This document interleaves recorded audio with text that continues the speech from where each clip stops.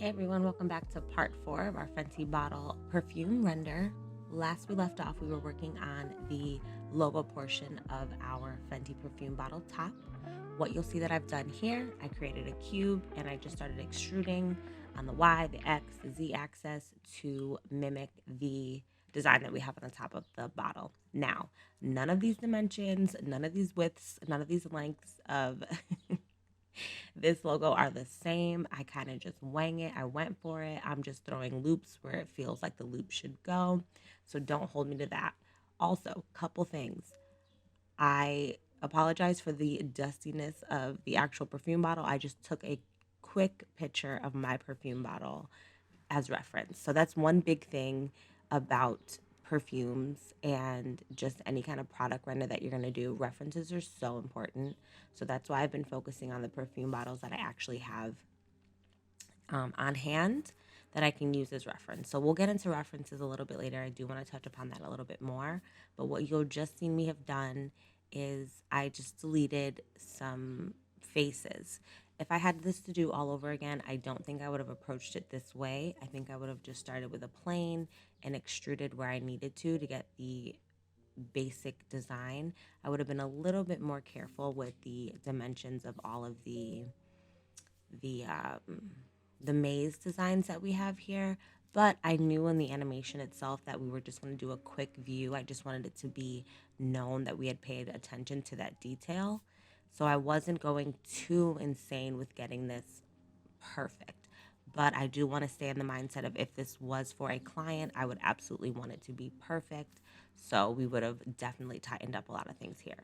What I'm doing here, and we will fix it later. I know some of you are probably screaming at your screen, but I'm going in and I'm fixing the topology, especially this left side. I'm not sure what happened here, what is going on, why there are so many loop cuts and just all these different edges and holes, but I do go in and I start to fill in the holes because my intention is to use the Boolean modifier.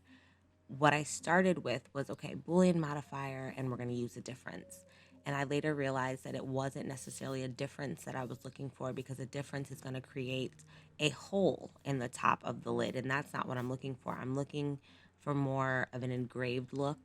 I just want the logo to be kind of coming off the top of the bottle ever so slightly to create a little bit more dimension. So you will see me play a lot with the Boolean and how I do it. Right now I'm playing with the solidify modifier, just trying to make the the top of the bottle look is realistic and as close to the original as I possibly can.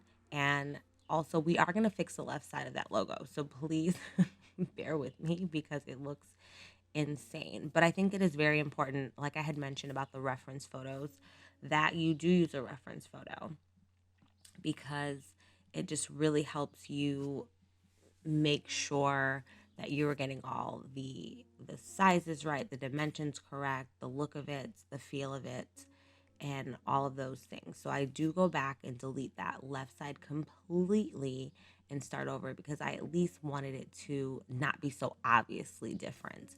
So again, you'll see me filling in, making sure that I am in the X-ray mode because a lot of my topology difficulties came from not being in X-ray mode. So I'm just kind of it was just kind of creating on the top view and then leaving the base empty, all those things.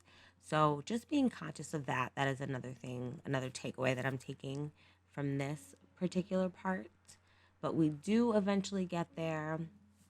Look, I'm deleting edges, I'm messing things up, but we do get there and we're back at the issue of there being some holes. So I go in and I'm starting to just fill in, clicking on all of those edges and then filling in the faces there. Again, I'm sure there is a much simpler, easier way, and I went way tedious with this one, but I feel like I had already committed. So I was all in with this piece. But that is a really big thing with being an artist and being okay with starting from zero and starting from scratch.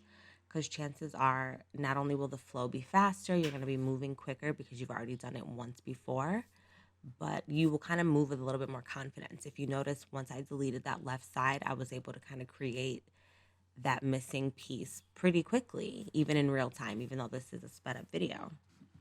So as an artist, I just want to emphasize to myself and other artists out there that are still learning, don't be afraid to start over.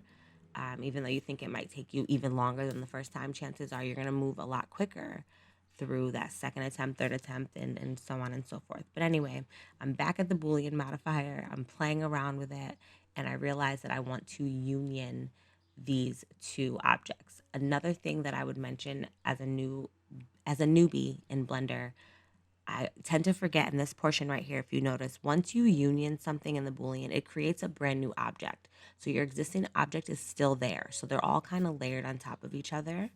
And it can make you feel like the Boolean's not working or something's going wrong. So just be sure to move that new created object from the Boolean over on the X or Y or wherever you are so that you can get rid of the original objects. That way you can see what the Boolean did and then decide if that's what you were looking for. So that was a fun tip that I kind of reiterated back to myself again. I'm going back into X-ray mode, into edit mode to fill in some of those gaps. You'll notice when I went into the rendered view, you could see like a dark shadow, and that's because there's a hole somewhere in there. So I'm going in just to kind of fix that up.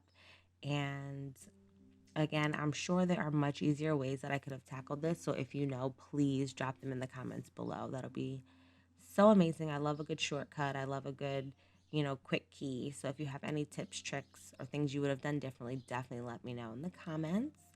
And I think, you guys, we are kind of getting to the end of this part of the video. I just want to say thank you so much to all of my new subscribers. I am so proud of our little community. Thank you all for your feedback in the comments, and it's all just so sweet. And I'm still kind of figuring out where I want to go with this whole Blender thing, but I'm loving the perfume moments. I have a bunch more perfume bottles that I want to do. So if you like that, don't forget to thumbs this video up, leave some comments, and that's about it, you guys. We're gonna leave this video right here. Thank you so much again to all of my old and new subscribers, and I can't wait to keep creating content for you. I will see you in part 5. Thank you, thank you, thank you.